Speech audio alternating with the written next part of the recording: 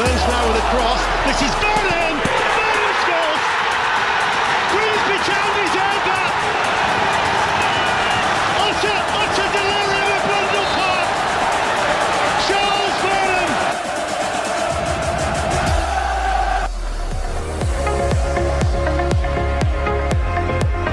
Delivered, clock first, touchdown! Penalty, great composure. Ryan Mbeumo, he doesn't miss, does he? The customary short run up for Brian Mbeumo. Stuttering run up, and hits the crossbar! Manchester United are out! Brian Mbeumo has rattled the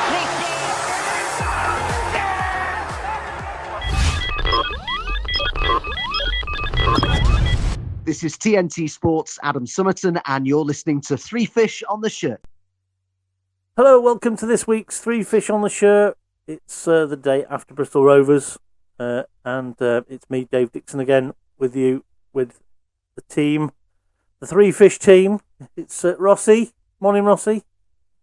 And Morning. Steve Risley. Morning, Morning. Mr. Risley. How are you? I'm fine. Yep. Absolutely fine, yeah. Excellent. Obviously didn't watch the game yesterday then. No, I'm sorry. I wasn't available to watch it. I was out bowling Never mind. You didn't miss out. and then eating out again. Yeah. So, Rossi, do we need to fill him in on the fact that you can actually stay at home and have beans on toast or something simple? Like, Yeah. Scrambled egg or, Yeah. you know. Yeah. I had that earlier in the day. Yeah. Did you have that at the restaurant? Yeah. Anyway, right. Yeah, So I need to buy these restaurants, stop paying. Yeah, absolutely. You can afford it. Anyway, we're working on a couple of games that we haven't covered off yet. Obviously, yesterday, Town went down to Bristol and were defeated by a resurgent Bristol Rovers 3-1. And yes, earlier in the week, Walsall came to Town on a heavy pitch, although what a miracle getting it on, for a 2-2 draw. So we'll start off with the Walsall draw. Ahead of the game, a few changes from the Wolves game. Kukuri came back in. A nice front line. Cook was in, although he played on the Saturday as well. What was your expectations before the Walsall game, Ross? I thought us to win. I thought we'd do all right. I think Walsall's form's dropped off quite a bit before our game. Obviously, we were unbeaten beforehand. Obviously, the pitch didn't help, and that didn't help us at all at home at the moment. But other than that, I thought, we'd be comfortable and we should get something out of it. Obviously, they're really good at our place. I think we haven't beaten them at our place since 2006, I think, something like that. So it's been a long time coming to try and beat them. And it's always a tough game against them for some reason. But I thought we did all right shift-wise. But it's just one of them things, and they concede 2 shitty goals. It's funny you should say that, because I think with the year before we got beat 6-1, last year did we lose 4-1, and we said, "Oh, that's an improvement." Yeah. 2-2, we're still progressing. But in the scenario, you might have said before the game 2-2, against one of the higher teams in the league, that'd be a decent result. But the way the game went, you'd think, I'm disappointed now, because although Walsall got off to a great start, Town were a bit slow out the traps, which kind of is understandable. 3 games in 8 days on that pitch was a challenge, but went 1-0 down early on to a goal that was a corner. We haven't conceded too many corners from first contact. And was it a foul on Pim? Pim? Not even Pim. Smithy? Jacko? Was it a foul on Jacko? Did you watched it back? I thought it was a foul. From looking I didn't back. at the time, but I did when I've seen it. Ross? Yeah, I rewatched it back. Well, I say rewatched it. I was watching it because I wasn't well that day.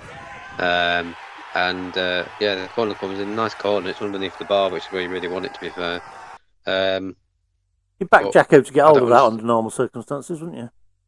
Yeah, but I don't know what player it was in the end. There's 3 of them around him, Yeah. and one of them to the left-hand side end up pushing Jacko, and you can see he's falling backwards as he's Yeah. going for the ball because he's been pushed. And the ref's not seeing it, it's an easy header at the back post. But yeah, there's no point going on about fucking officials, is there? Because they don't get sorted. No. And then Town are then toiling, and it takes them a while to settle down, but settle down they do. And then getting on towards half time, Cookie's chasing a ball down through the left channel.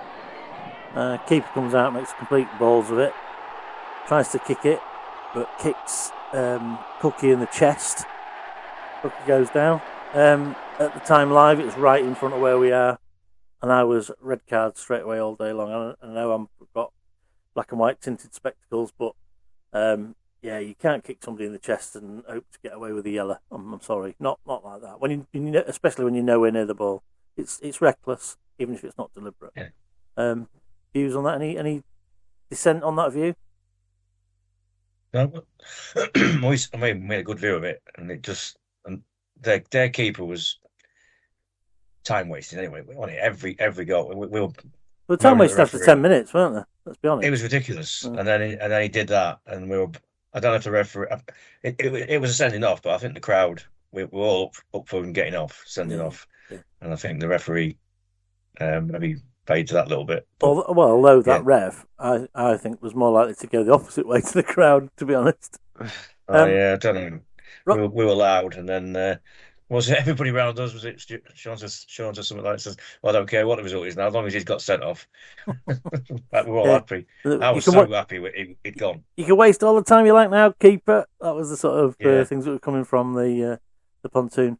Ross, you're our online man, heavily immersed in the EFL world of content creators. Walsall fans took exception to the sending off. Wasn't a red. It wasn't the last man. It wasn't this. It wasn't that. Tell us a bit about what you saw online. Yeah, so I mean, beforehand, obviously Jamie Walker's got a great ball over the top. By the way, I thought Jamie Walker's the best player on the pitch that night. He's having a good spell. The worst I've seen him is average when he's playing. Yeah. So played the ball over the top. Obviously, Cookie goes for it and keeper comes out. Aidan Flint was moaning with the ref, and this is why the Walsall fans, I think, have been a bit feel a bit aggrieved on content and TikTok and Twitter and all the rest of it. Aidan Flint and one of their other defenders obviously behind Roberts when he's come out, and they were saying, well, he's not the last man, so why are you sending him off? But it's not because of that, it's because he's last man, it's because it's violent conduct. He's literally gone through him and karate kicked him in the chest. Yeah. That's the reason why he got sent off. And Walsall fans just don't seem to get the fact that it was obviously a red card. I don't know if they were just shopping for. Well, they were saying, Cook's gone down too easy on that. If that happens in front of the dugouts, you've got a brawl, haven't you? Yeah. Anywhere else on the pitch, that's a red card. Yeah, but in front of the dugouts, that inflames everybody. That's a brawl. Yeah. No questions. Did notice Cookie had a big smile on his face when he was facing the pontoon, wasn't he, afterwards? But that's because But Walsall fans, they kept going on about it, saying, it's not a red. If anything, it's a yellow card. It'd been the most generous yellow card ever, wouldn't it? Yeah, you've paid the ref, and it's 12 men and all this kind of shit that you. If that was a town goal, he did that. I'd be thinking. You'd be calling them, wouldn't you? I mean, when Pym got sent off, he was clearly denying a goal scoring opportunity. But again, he didn't mean to kick the bloke. It was his only option to make some sort of challenge. As it happens, that was less of a challenge than what Roberts did. Yeah, he took him out. Yeah, it wasn't as bad as Roberts at all. No, it wasn't. It wasn't quite Schumacher on Patrick Battiston. Sorry, Ross. There's some grainy footage online somewhere. I said that at the match. I said, it's a bit of a Schumacher one, that, but it wasn't as bad. Have you seen that, by the way? That Schumacher Battiston challenge? Probably not. I'd look it up, mate. Honestly, when you said, God, he nearly killed him. He literally nearly killed him. He was in hospital for about a week afterwards. A few years ago now. Horrendous challenge. It wasn't as bad as that. Yes, I agree. But... Germany against France in the World Cup, was it? Yeah. And Schumacher, I know about is Michael. Yeah. Yeah, no, it's the German keeper. So it wasn't that, but it was definitely a red and stopped Beeling. And then you thought, going into half-time, only 1-0 down after a pretty shit first half of the first half. Came back into it a little bit in the second half first half. That we might be able to make something of it. And make something of it we did. Came out in the second half a bit more positive. Started to push the 10 men back and back and back. Me and Steve were commenting on the night. There was a lot of overhit crosses that Breeze had got up, hadn't it? And from the Ramsden side, there was a lot of overhit crosses. And you're just looking for somebody to get one right. And that's where the goal came from ultimately. The cross from the right came in, was overhit. Walker chased it down, got the ball back in, and there's Cookie. Get nips in front of the keeper basically, and for one of probably the easiest headers he's likely to score. What was your take on the sort of conditions, and did that help us or hinder us, Ross? Obviously, I won there, so I can't tell you about the wind. Of course, you were on. Actual... You were on online, weren't you? Watching on telly. Yeah, but you could hear the wind when you was watching. Even I was speaking to someone who was watching it with. I said that it sounds horrific out there. I mean, you can see the ball kept going here, there, and everywhere. Anyway, was. Burns whipped that ball in, and it went way over. But I think he did that most of the night, to be honest. Tried to whip the ball in, didn't really go anywhere. And it went straight over everyone. And then Walker with a really nice ball in, and say Cookie got there before the keeper. By the way, also fans moaned about that as well, saying it was a foul on the keeper. He was just waiting for it to come to him, and Cookie just nipped in. He just got there before the keeper. I said it was poor keeping because he was so slow to come out to get it. Yeah. I said to you, didn't I? I said to you, I thought he'd foul. You'd videoed it, and you showed us. I thought, no, he's got in front. He just got in front of the keeper. Yeah, no foul. So, no, great header from Cookie, and I thought he had another good game again against Walsall. That keeper went on to make some good saves as well, didn't he? He did. Yeah, really good. Cracking save from Vernon. Yeah. And then a little bit later on, we get a second. I think it's Walker again, is it? Fires a shot into the box, and Cookie just diverted it past. And he wasn't shy at goading the Walsall fans in the process, because he played with them. He's had a lot of stick from him. I don't know whether his spell didn't go very well at Walsall, but he only had one season there. They wanted him back in the window. Obviously, he came to us, which was a bit of a surprise to us because usually we worry about other teams nipping in. But he came, and they not seem to be liking it. Steve, what did you make of his goading of the Walsall fans? I thought it was why not? It happens to us, so why not? Yeah, that's it. Obviously, if you do it to a former team, he's not going to go back there, is he? So in his career, he's only a young player, isn't he? He could end up back there when he develops. No, I like a bit of that. Yeah, we don't like it when it's holes, but it's panto, isn't it? At the end of the day, it's part of the. It is. To be honest, all teams do it pretty much, don't they? So Danny Rose was the master of it, wasn't he? Oh yeah. Walker got 2 assists. Yeah, I thought he was excellent. Walker, like Rossi said. And as I say, I think the worst I've seen him play for Town, he's been average. It's just a little. And he makes mischief. He moves with... creates danger. That's the one thing we miss out on sometimes, isn't it? Creation of danger. Obviously, him and Cookie played together at Bradford. Well, what a bromance! There's a great picture of them almost looks like they're snogging after the second goal. Get a room. Get a room, yeah.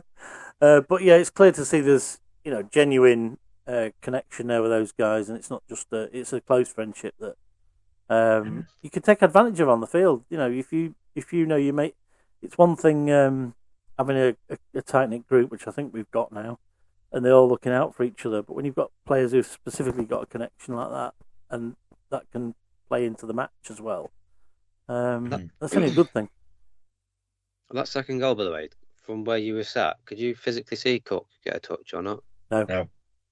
See, I've looked at it so many times. I mean, even they replayed it as well. Yeah. And to me, it just looks like it's gone straight in from Walker. Yeah, it does to me. I've even slowed it down. It looks like Cook's not got a touch, but I mean, Cook's took the goal, but maybe it must have been the faintest of touches. To revisit is the match. I thought that match day moments footage that Town do, and have a listen to see if there's a second click. Like get Snicko on it, not the Aussie version, obviously, because that won't pick it up. But the UK version. He's a striker, though, isn't he? If he's got anything on it, he's taking it. And Walker's probably not going to moan about it. So we're 2-1 up. From there, you'd expect us to be seeing out the 3 points, but within a couple of minutes, they get a throw in taken from nowhere near where it was taken. The ref made him go back, and then he stole the yards back and some more. The ball then comes out, is knocked out by a Walsall player, and he gives a corner. So fuming from that perspective. But then you think, all right, that's standard League Two refereeing. We've got to see the corner out. What an awful bit of defending from that corner. It was awful. There was nobody anywhere near him. On the TV, it probably would have been a bit more obvious. We had a quick look back on it afterwards on my footage, but what did that look like from a TV gantry point of view? Was it oh shit, that was a bit too easy. Just a free header. There was no one around him. And I've been told by Walsall fans that Presley that scored, he can't hit a barn door at the minute, so they were all buzzing the fact he scored. So I'm they're happy for him. But in regards to the corner itself, obviously it's gone straight out. But I don't know if you've. I commented to you guys on the WhatsApp group about the penalty shout that they could have had with Andy Cook at the back post. All right. If you do watch it, you see Walsall player goes to the advertising balls, doesn't he? And he lays down for a bit. But if you watch it, as the ball comes in, Cookie does actually like snap him on and off the pitch. Yeah. As he's going for the ball, you can see it. So I mean, I looked back and I thought, oh, that could have been a penalty because he does go straight through. It didn't happen. No, well, if you look back at it and have a look, I might be wrong, but it does look like he's actually gone through him. Yeah. And I don't know why he's going to a corner anyway, but maybe got lucky with that one anyway. But it still led to a goal, so it don't matter. Yeah, then we toiled a bit, but then couldn't create any more. And when you think we had a great save from Vernon by the sub-keeper, Charlie Lakin must have been probably a bit disappointed to be taken off. But Hornby definitely came on and made some good saves. Yeah, very good save. He did, yeah. One against Vernon as well, wasn't it, second half? Yeah, cracking save that. Yeah. And the game finished up 2-2. Steve, you want to say something? No, I was just looking at the team who played well. I thought when McEachran came on, I thought he made a difference. Steadied it down. Jury played okay. I thought he played well, but McEachran, he gets on the ball a bit more. Just steadies it down a bit. That's how. But I was disappointed in Kachuri. Second half. He didn't. He was awful, to be honest. Well, he didn't pick anybody for the corner, did he? And he was dropped out of the squad for yesterday's game, wasn't he? But I think his confidence had gone a bit or something, or the pitch. He couldn't play on that pitch or something. I don't know. He couldn't kick the ball straight. He kept slipping quite a lot, didn't he, when he was on that pitch? He did, yeah. Night. I mean, to be fair, any player that's on that pitch, I don't think you want to really be playing on it anyway. Yeah. Because you can't play the standard you can play. No. He's probably never played on anything like that before. Like McJohnett was just booting the ball out 20, God knows how many times in that match.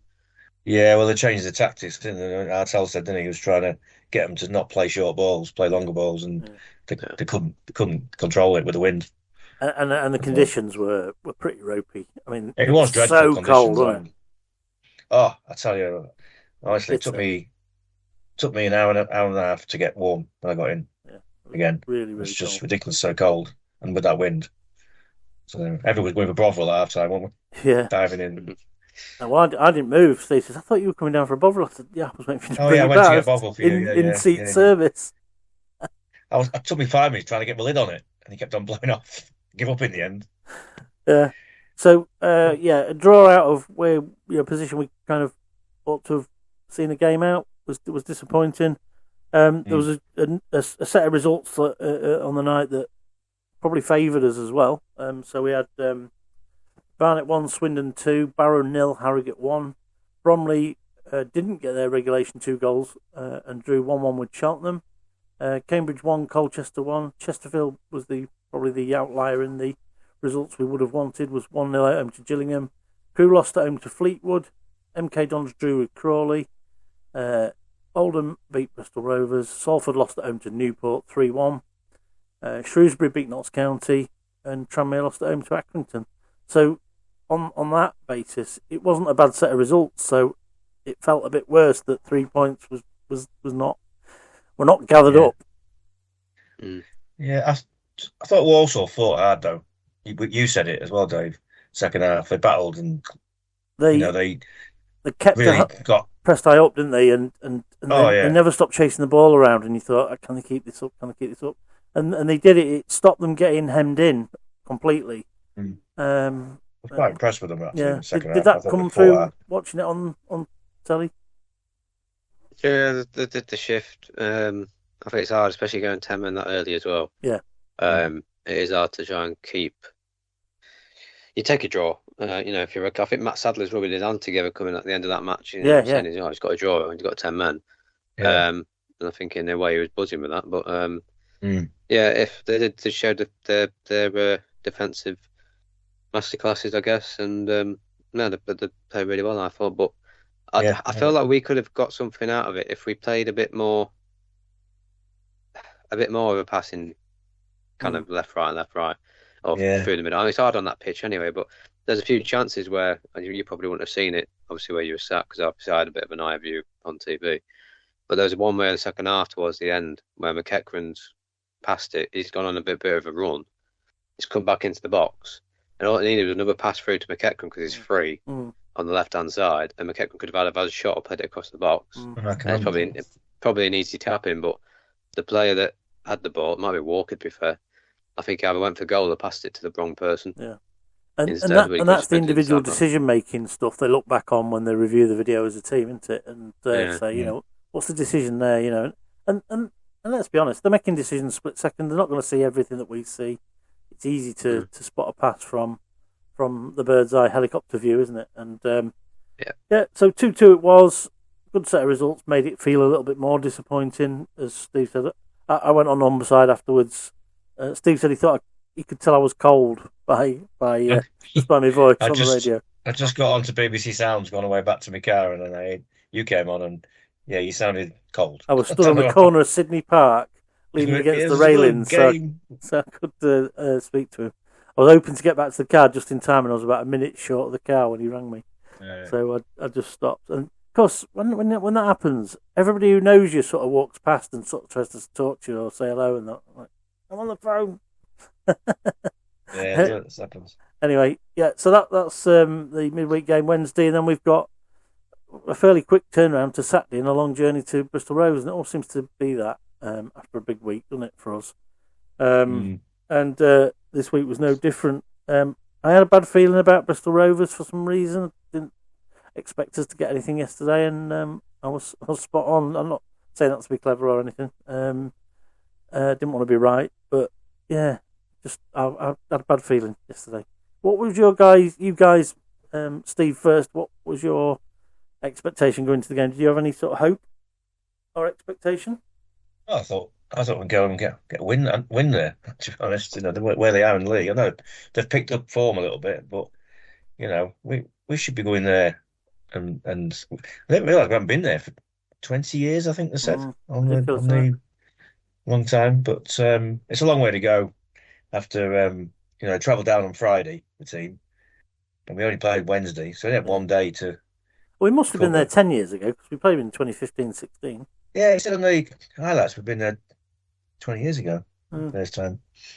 At the Mem, it's called the Mem, isn't it? The Mem Memorial Stadium. Yeah. On the highlights, it said first time in 20 years. Yeah. Unless it was the first time we'd won in 20 years. But anyway, 2005 was the last time we beat them at their place. That's 20 years ago. We played them last. That might be 2015-16 season. Anyway, I was hopeful. Yeah. Obviously, I didn't watch the game as that, but 2-0 down with 10 minutes, I couldn't believe it. But I was hopeful of a win. If I'm honest, tight. It would have been a tight game, but I don't know. He's made more changes, isn't he? Again, made 5 changes, was it? Yeah, something like that. Ross, what was your take before the game? I said we'd win 2-1. I thought, we've got the players from the last time they played us at home. I think we've got a bit better players, and we've got brought them in to try and strengthen the team. Thing is, they've got the money and they've got players they've brought in. They've brought in loads of players this season from the summer to the January transfer window. Some of the players you think you've got from a lot higher leagues, and you've got them on loan, or you've got them on a free, or whatever else. But they have to gel them, and it's not always that easy, is it? But they did yesterday. Yeah, and it's just disappointing again, I guess. We went out for a win, and like I say, within the first 6-7 minutes of 2-0 down, I was watching. I was like, I'm in two minds whether to fucking turn it off or just carry on watching, because it got to the point I was like, what are we doing? Yeah, I'm not playing football. Literally, normally I end up joining 5 minutes into the game. But yesterday I was on from about 10 seconds into the game. Oh, good, I'm in time. And ball got a free kick, didn't they? Was it a free kick, the first one? Yeah. And two of our players went to head the same ball. And of course, then you've got a man spare. And you're thinking, what? There's a number of times their goal at our place was a ball cleared, but then nobody had tracked the runner or the person lurking on the edge of the box. I think it was one of them ones where I've mentioned in the past we were over chased. This was we should have had plenty of people to mark because it was a free kick, and then it's just such an easy. And it's great technique, great goal from Barmer. You can't fault the kid. He's hit it perfect right in the bottom corner. Yeah. Smithy's probably not going to get to it. He probably sees it late through a crowd of players, and it just really, really flattens you. Don't you think? Well, it's 89 minutes to go. It's only 1-0, and I thought, bugger it, I'll go and make a cup of tea and a sarnie. By the time I come back, it was 2-0. Yeah. No, I can't take the first goal away from him.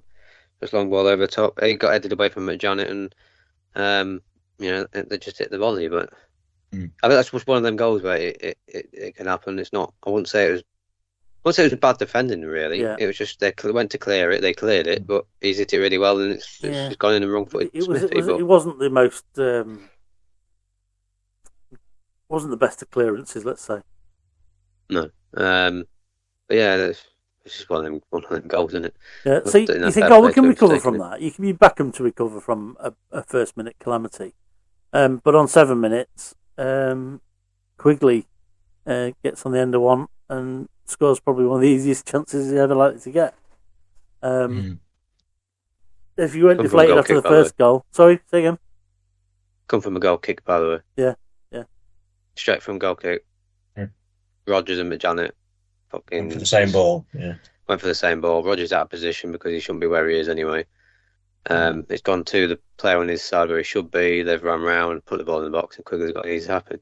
Yeah, that's a almost a training ground goal, isn't it? That get it in from the side. Here's your man in the box.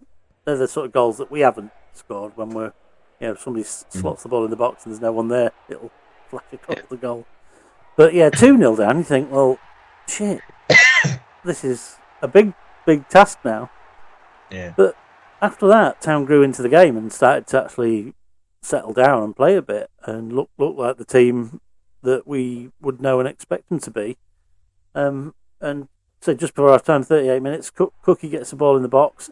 He's almost playing keep ball on the goal line with his back to goal and really turns smartly and cleverly and just sticks it in the net. There's nobody can get in his way because there's no room for error where he is. But it's a good finish.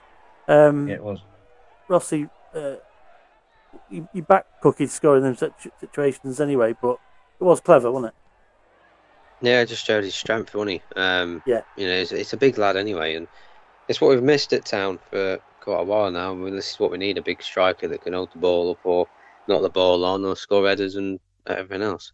And he showed that yesterday with his strength, muscled off about two defenders, let it come to him in the end, and then just turn and swivel on it and puts it in the net, and 2-1. We're thinking, right, fair enough. We're gonna maybe score a few here. Obviously, before that, we had chances from Vernon and we had chances from other players that just couldn't find the net, and I think it was coming. I think we ended the first half with 67 possession to their 30 odd, and we had more shots on target and more shots than them in the first half. And thought we're going to the second half. Right, okay, we'll turn this around and we'll be fine. On the commentary, the commentator said that it was probably not a good thing for Town that half time came when it did. And I thought, oh no, we'll come back and we'll start playing again. But I thought, oh yeah, it could just knock the stuffing out of us and deflate us. And we never really got going in the second half. I was really, really struggling. And we seem to be playing that game again where, and I kind of get why, but we seem to wait for a challenge to come in before we move the ball on. And we end up playing in really, really tight areas rather than when there is space there. moving it quickly and giving it into the space. And when we did do that, we created some big danger. And one of the real frustrating ones, early in the second half, Vernon found himself in the left-hand corner of the box, totally unmarked. I think it was McEachran or it wasn't Churi, was it? It was too early in the game. Got the ball to him, and he shinned it about 20 yards in front of him. I'm thinking, and that's where we've talked about it many times, and love him as we do. Charlie Vernon, who put the ball in for the goal, does lots of good stuff. It's just infuriating when you know he's better than that. And I just typified the second half for me that when we did try something, it didn't happen, and really we let Bristol back into the match. Steve, I know you didn't see that. What do you think to that sort of swinging from us being in total command for the half hour before half time to what we served up in the second half, Ross? What do you put it down to? I don't know. I don't get it. Like I said, I think maybe it was the wrong time to have half time, like you say, and then we've got to start again to try and come back. But we've got the players on the pitch to be able to do something and create stuff, and we just didn't. It was so that luster in that second half where they got people who can make chances or make something happen, and nothing happened. I thought Walker had a good game, but I think I knocked again, didn't he? He got some rough treatment yesterday, Walker. Did he? He did, yeah. Yeah. So I don't know how he's going to react. I don't think he'll be playing next week unless he's. It wasn't just one. It maybe was he'll be all right. 3 or 4. He'll start probably on the bench. Good kicks, and there was one of their players got a yellow, and I saw the ref going 1, 2, 3, and he was sort of saying that's like your third foul, and I'm thinking at least 2 of them must have been on Walker. Yeah, he did. He definitely he got snapped at yesterday. The second half we just didn't do nothing. I thought we were really lucky, to be honest, in that second half, not to lose by about 5-1. It could have been. Yeah. They had I think they had 2 sitters. 2 sitters at the end. They had. Yeah. And I thought, you guys going to get more goals now, and they just didn't finish it. But I thought the defence was woeful second half. I think every single one. Staunton had a bad game. Yeah, and he hasn't had many bad games, has he? He wasn't even making runs. Yeah. No, but he wasn't even trying to make a run or trying to put a cross in or just do what he usually does. He was more defensive yesterday. Majana, I thought he come off. Then that was the first time he's come off, by the way, because he's played every game for us this season. Yeah. And he had a shocker. I thought Lavelle was pretty. You could tell he's not played for a few games. Well, he looked a bit leggy. I was just going to say, look, keep changing the team. Lavelle's come in, another centre half pairing, isn't it? And you know what I mean? They keep changing. I know we've had a lot of games, but keep changing the team all the time. We never have the same team, hardly now. I don't know if that's affected them, the performances. I don't know. Well, it's a lot of Grimsby fans posting on Twitter. I don't know if you see it, Dave. But they were saying, on Twitter, a lot of Grimsby fans say, "Why do we keep changing the team? Why do we keep changing the DM? Sort of changing from McEachran to Tory and then Tory to McEachran, and then the back line." I understand why Artel was doing it. We've had 4 games in 10 days, whatever it is. I do. And you need to do that. You need to rotate your team because you can't play the same team every game. They either get knackered and they can't run, or they get injuries. Yeah. I can understand him changing it this week because we've had 3 games in 6 days and a heavy pitch. But I think your core team needs to be the same as much as he can. I think for a season, not every player, but centre half pairings. They must be changing every game, pretty much. Yes. Obviously, we had Farm injured. I don't know if he'd be starting all the time or not if he wasn't injured, and there'd be Farm and Janet. Obviously, Kachori's there now, but he wasn't playing yesterday at all. I wonder after midweek whether he thought he needed more time with the lads to get into the ways of playing. I said they've had no training sessions, have they? Because they've been playing matches. Yeah. So. Yeah, it's hard, but I think it literally is centre back wise. It's whoever partners with McJanet. McJanet seems to be the starting centre back, and it just changed every week from that. Even Warren's had he played against Wolves, didn't he? In centre back. So that was different. Obviously, we know what Warren was like against Man United. He was probably one of the best players on the pitch that night. Yeah. It's McJanet and somebody, isn't it? Yeah. So I don't know. I can see why he changes the format, the team. Maybe after this spell of games we've had, and it gets down to back to every weekend we play, or we play every weekend, and then maybe one in midweek every 3 or 4 weeks, or whatever it's going to be. Maybe then we'll start seeing a natural permanent squad, and then they'll swap a few players out here and there if they got injured or something. So we've got a week off now to Notts County. We'll come on to that shortly. So that hopefully will help with the ability to train tactically a bit more, rest up a little bit as well without the toughness of a game. It'll all be sort of recovery sort of stuff. Then we've got a game on the Tuesday after, Salford at home, and then we're at home to Bromley, so we've got a couple of home games, but they're all sort of tough games now. The next 4 or 5 are quite tough. We've got Oldham away and then Fleetwood at home, Barrow at home. So it's not a spell of opportunity, but it's a spell of difficulty as well. And with our pitch, and I think we come to the pitch, there's a lot of mischief and nonsense about the pitch. So yes, it is what it is, and it's all the things we've said. Some of the stuff you see on, Grimsby need thrown out of the league, this is a disgrace and all that sort of stuff. Christ, it's like football's so sanitised these days that, yes, it's not ideal, but it's not.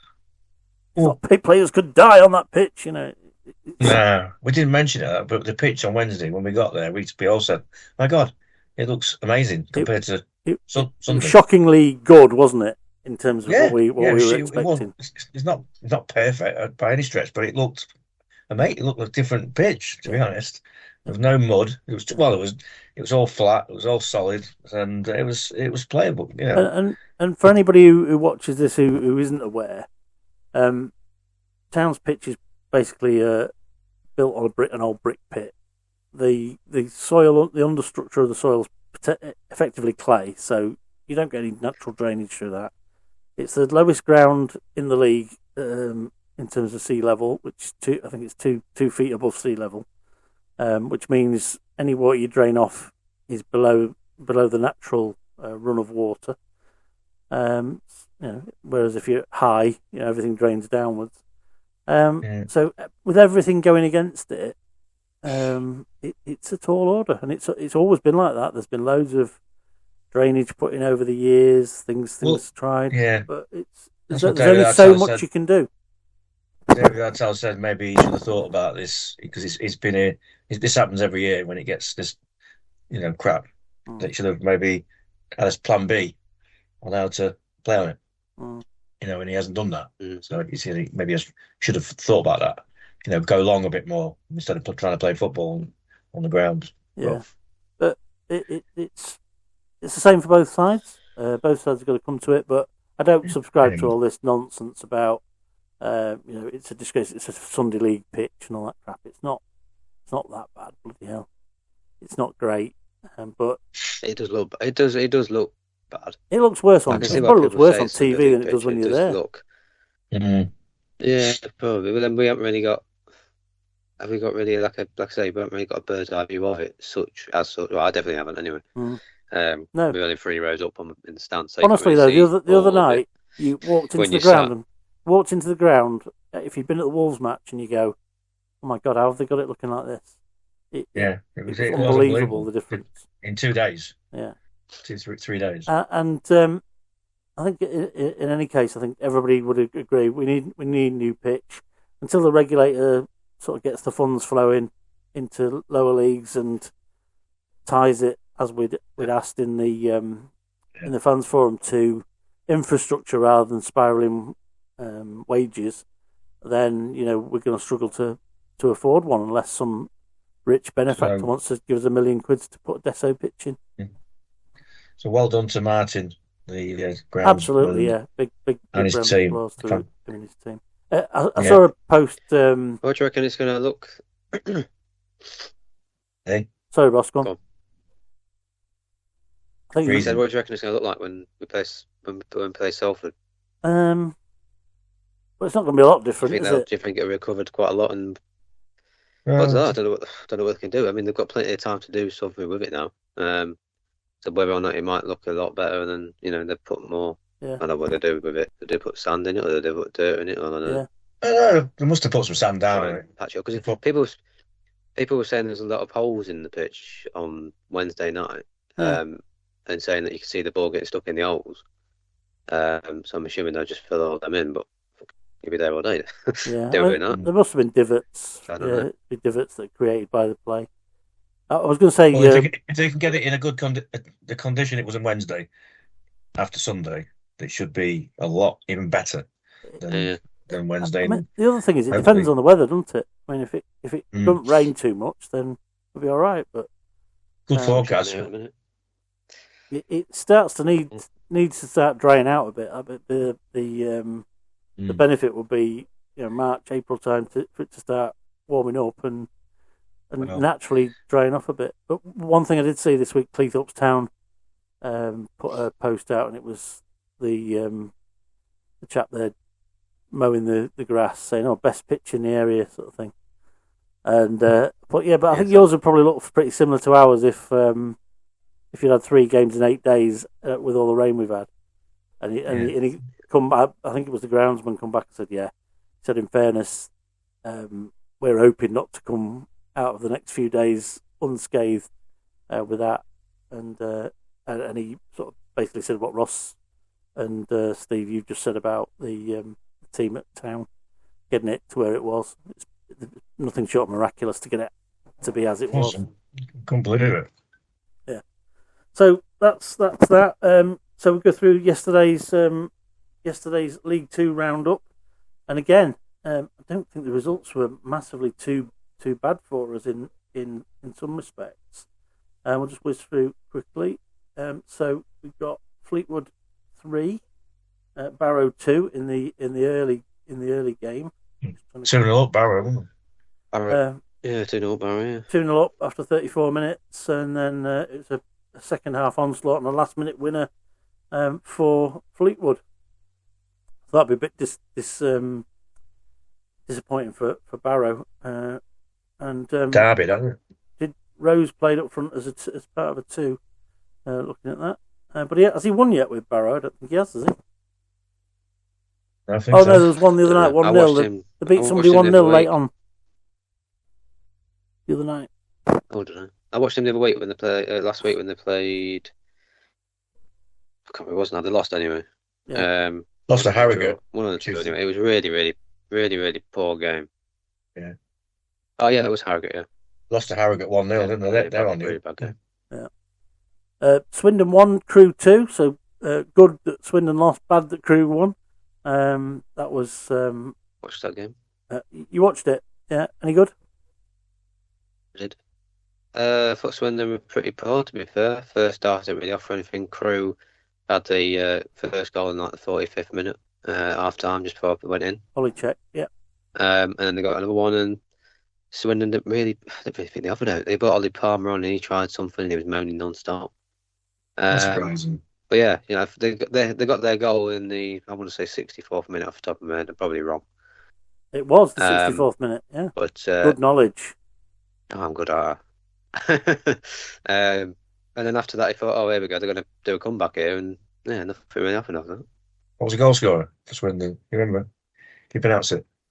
I can't pronounce it. A Kong Boo or something like that. Something like that.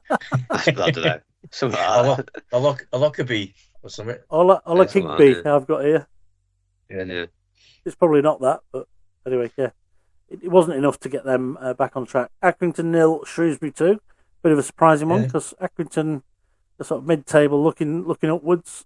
Shrewsbury have been really struggling, but they've had a couple of good results over the last couple of weeks, haven't they? Beat Notts County. New manager in, haven't they? They're the most informed team in the League 2 at the minute, by the way. Yeah, they got. Yeah. And they've won new 4. New manager in, haven't they? So, we've played them in all their games.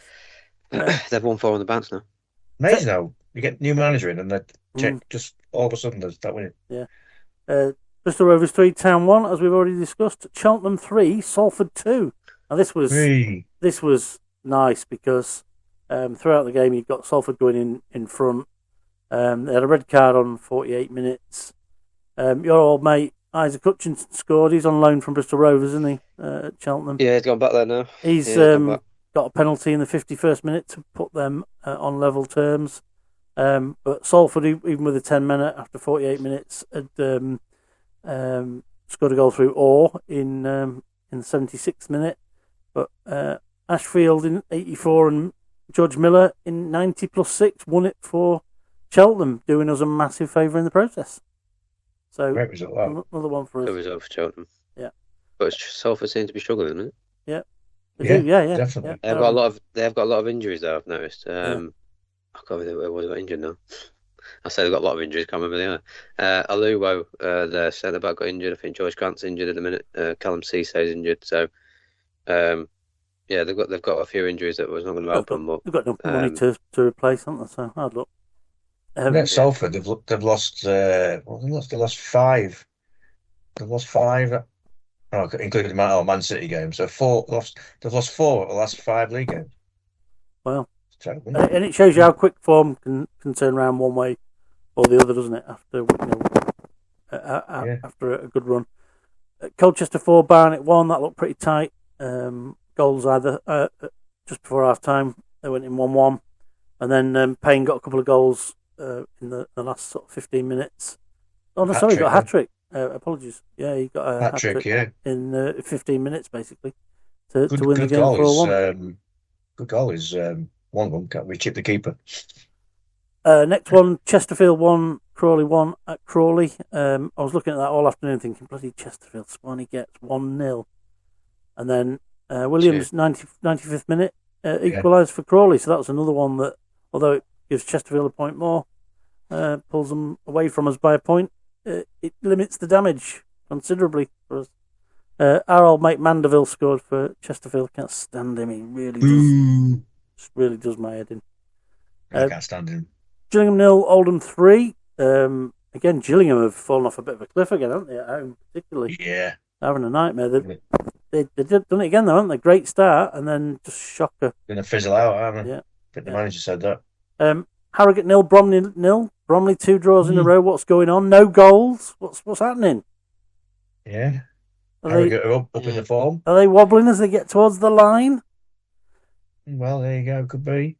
Psychological time of the year. Newport 0, Cambridge 2. Howler.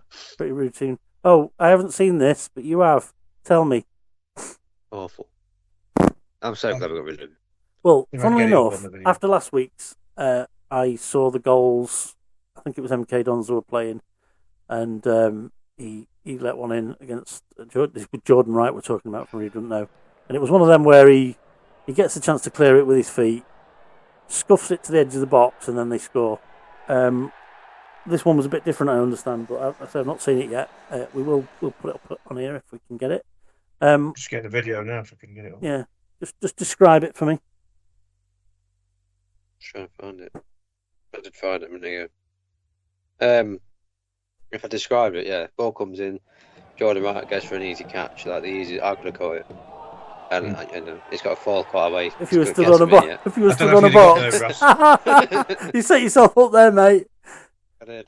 But he's gone to catch it. He's dropped it, and then the player that's literally stood there just goes, "All right, I'll take that." Pushed it into the net. Right. It's a shambles. But then apparently, and Glennon let him down for the other goal as well. So, well, yeah, and then we were talking before we came on air. And if you can see that? Oh yeah. Just about. There you go. Rossi's caught that. Oh shit, it's a goal. Yeah, but if you watch it on your thing, but yeah, he literally just drops it and he's tapping. You'd have caught that, Rossi, if we give you a hand up. Yeah.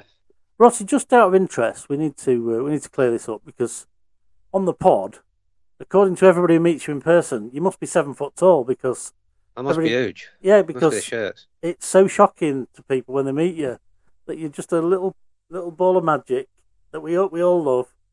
But everybody, bar none, says, "Oh, I thought you were much taller."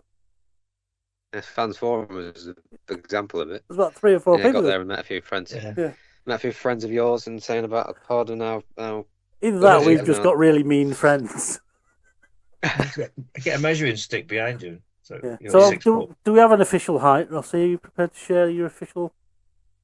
Yeah, I'm 5'1". 5'1". So Rossi, in no circumstances, when you meet Rossi now, there's no need to tell him how tall he is. He knows. And I am small. And we still got great things coming in small packages, and we love him, so leave him alone, you cruel gits. Although, I have to say, when I met you for the first time, I said, I thought you were much taller than that. It is a little bit of a... microphone problem.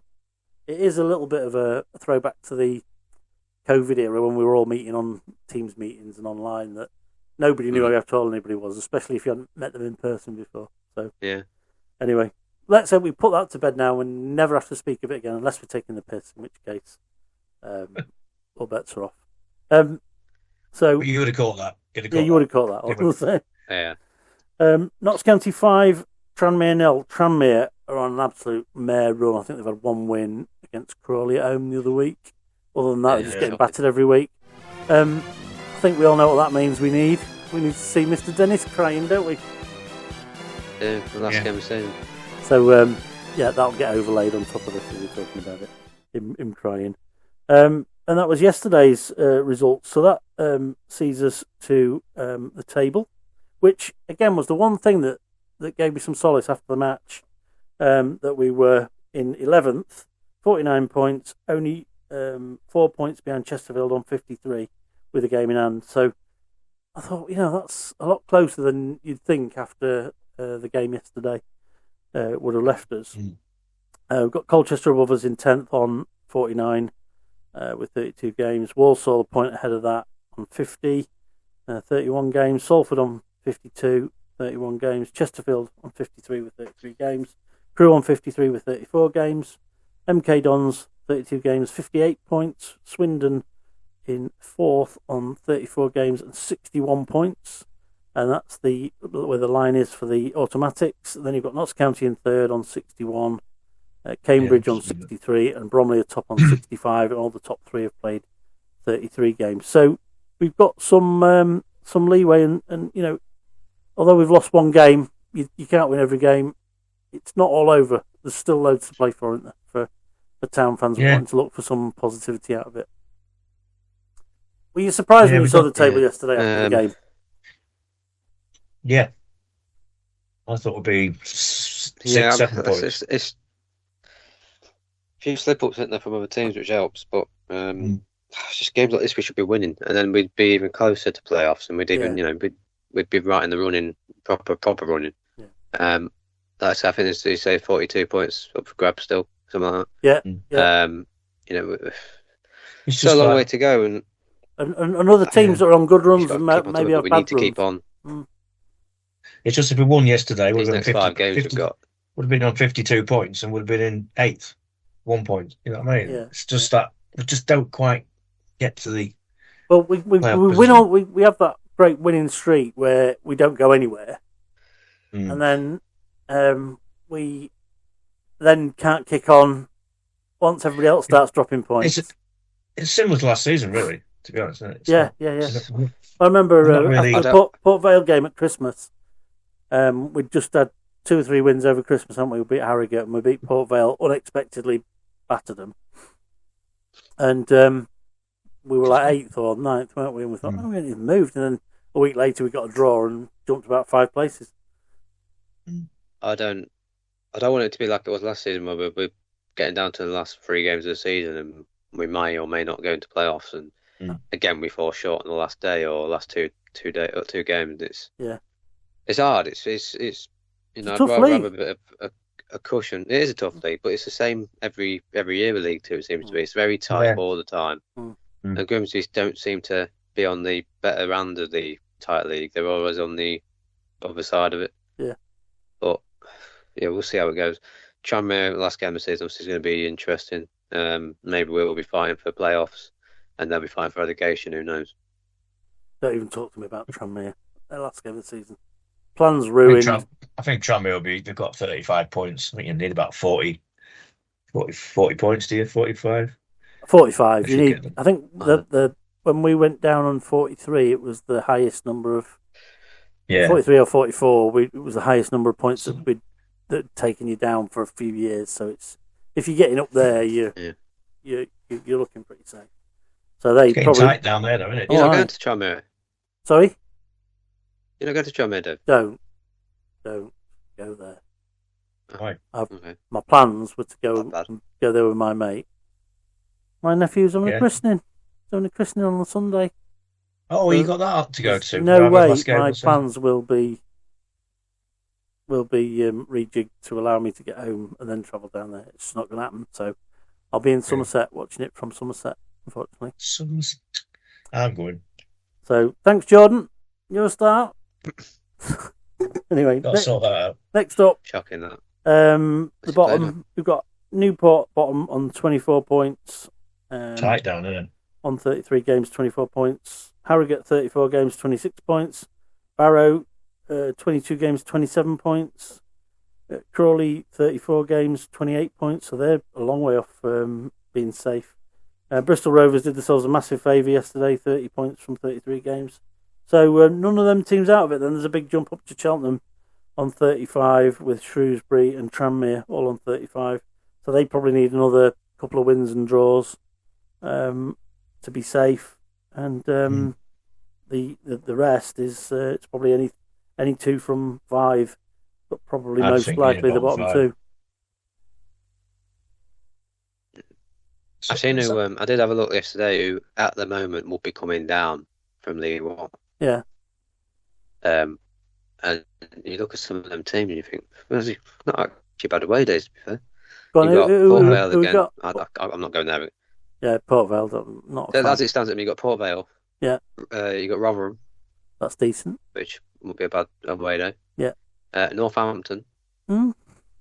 and Wigan. Oh, Yeah, but we're not going to be in League 2, are we? Wigan's got a nice stadium, haven't We're going to be in League 1. they? Hopefully, yeah. that's But if true, we yeah. obviously did stay down, if we did stay down and they were the 4 teams to come down, but Burton Albion are just as usual, just hovering above relegation. Burton's a team that it's a meh team for me. Meh. I never rate But- them all. Donny's See- not far. You see that Kieran Maguire put on Pat Burton Albion lost more money All right. on Twitter. They are normally a well-run club, he said, but they've gone into debt now. Can't remember what it was, 8 million, I think, Right. in debt now. Yeah. There was about 1.5 million, and now it's 8 million. Yeah. So How are we looking on National League front? Do we know?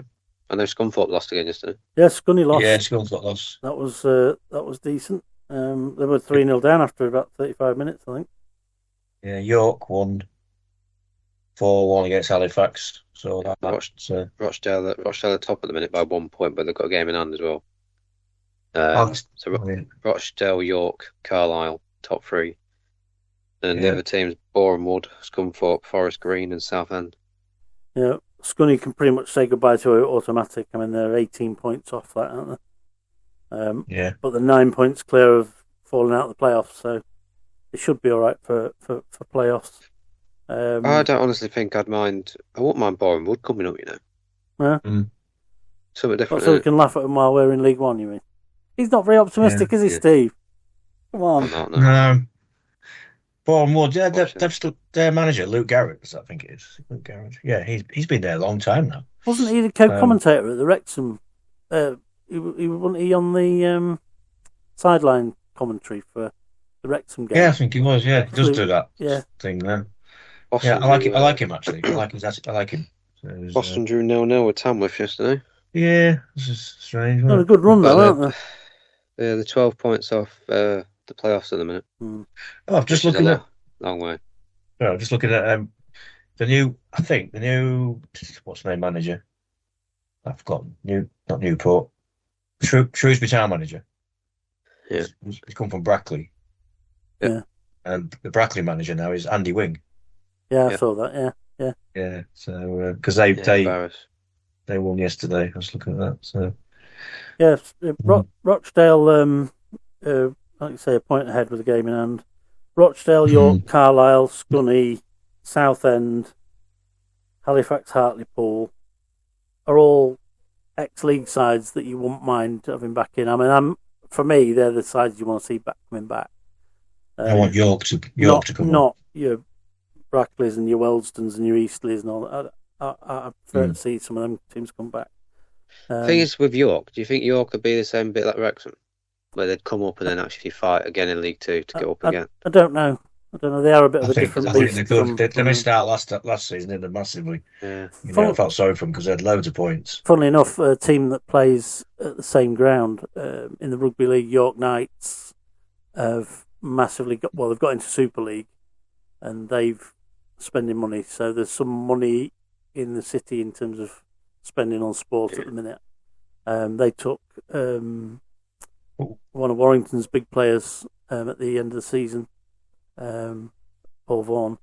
He's gone there, and there's a lot of sporting interest in the town, and that stadium, they're sweating the asset and getting the max out of it. And they actually beat Hull KR who were champions last year in the first game of the season unexpectedly. So I think that's a fair shout, Ross. I think there's people in the city prepared to back it. I don't know if they're both backed by the same thing or not, but they're certainly playing at the same ground. Yeah, I know Alex Hunt's scoring for fun at a minute as well. Is he? Yeah, he is. Yeah, I'm just looking at their goal. You see their goal difference? 56 plus 56. That's They've got some really good players. They've got Josh Stones, who's a really good player. Ollie Pearce, Alex Hunt's obviously there as well. So if they do come up, which you never know, because if Rochdale win the league, they might bottle in playoff again. Like I did last time. So. But that's tight at the top, even though I think they'll be a very good team. Even though they're a point in front with the game in hand, I don't know if they've got to play each other again or not. That can turn around quite quickly, can't it? One wins, one loses 1 week, and that's... Yeah, can do, yeah. So there's all to play for. One of them going to finish second. But it's funny, York have only lost twice. Rochdale lost 4 times, but York have drawn more. So, a few games, wins and draws, alternating between the two, could make all the difference. So that's enough of that. I see the week Town put out a little feature on Henry Brown having a good loan spell at Gainsborough. It's good to see, because I think if we can get him back as well, it's another option. It's another player off the bench who can make a difference. And it's certainly good to see one of our academy guys coming through. And then next week we're sold out at Notts County. I think we wanted more tickets, but they weren't going to give any, because they can't handle that many away fans now in the city, because they haven't got a Premier League team just across the water or anything like that. What do you make of the lack of extra tickets? Do you think that's tactical, or do you think it's just genuinely security issue? I've been told it's policing. Yeah. That's the reason why you can't have any more, because the police can't handle it or something.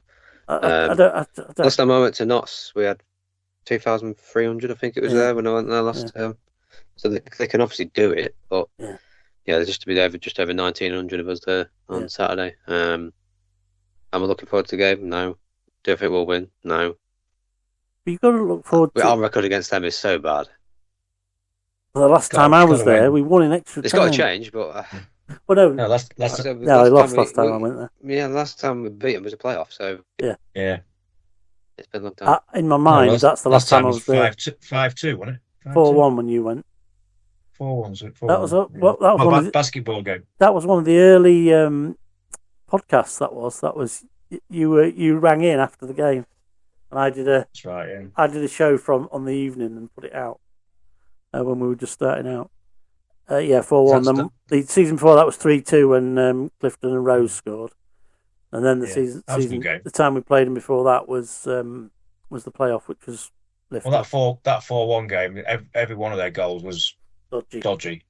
Because I have an handball or miss it cross, was it? And that's ridiculous. Offside. Yeah, it was one of those games.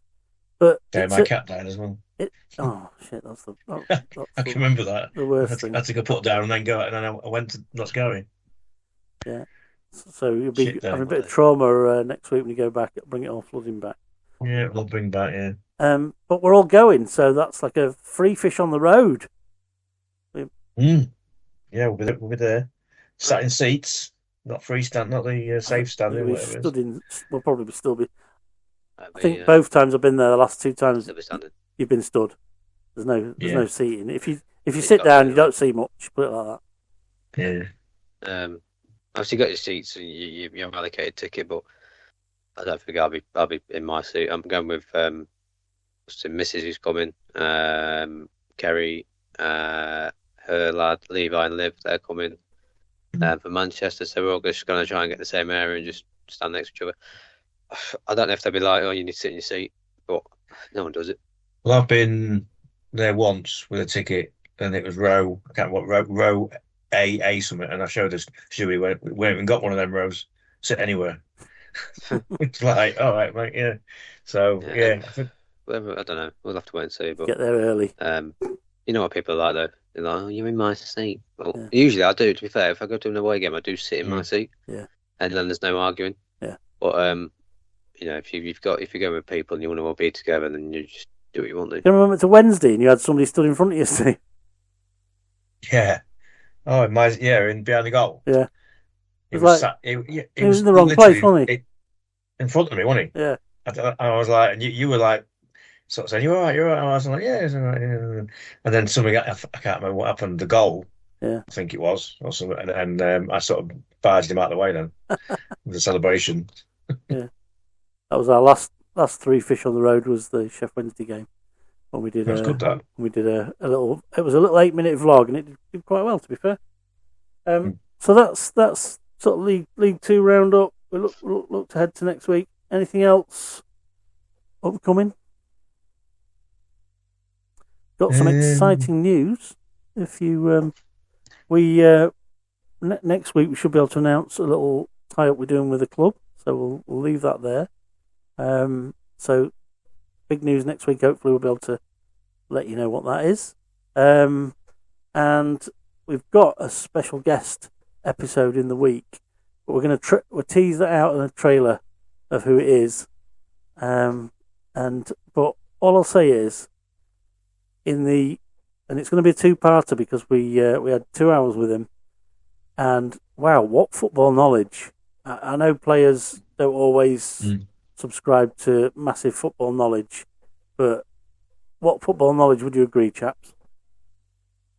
Yeah, he knows pretty much most of the leagues, and he knows where the teams are, he knows the players at teams, and obviously he's been around the block. He's our friend. So watch out for our little teaser trailers. Guess who it is, and over the next couple of weeks in midweek, there'll be these 2 extra episodes dropping. And I think if you're a staunch Mariner, you'll absolutely love them because we absolutely love doing it.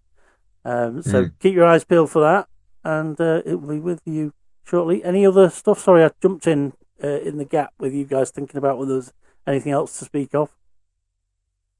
I don't think so. Just watch the space, I guess. Yeah, watch the space for this guest. Yeah, incredible knowledge. And there'll be some exciting stuff. So on that note, we'll say, "Up the Mariners! Come on, get back on track." Up the Mariners. So you guys will hopefully bump into each other at Notts County next week. All the best. Yeah. Okay. Cheers, mate. Bye. Well, that's a wrap for this week's 3 Fish on the Shirt, your ultimate Grimsby Town podcast. Thanks for tuning in and being part of our community, whether you're watching on YouTube or listening on Apple Podcast, through Amazon, Audible, Spotify, iHeartRadio or Podchaser, or anywhere else you get your podcasts from. If you're loving what we're doing and want more match analyses, in-depth discussions, exclusive interviews, then just hit subscribe. It's completely free and it helps us grow to bring you even better content, and it keeps that Mariners conversation alive. If you want to listen on the go, just ask your smart speaker to search for 3 Fish on the Shirt, Grimsby Town Podcast, or find us at any of the podcast locations we've already mentioned. Drop a comment, leave a review, and share the pod with fellow Mariners, because football's always better when we talk about it together. Until next time, up the Mariners!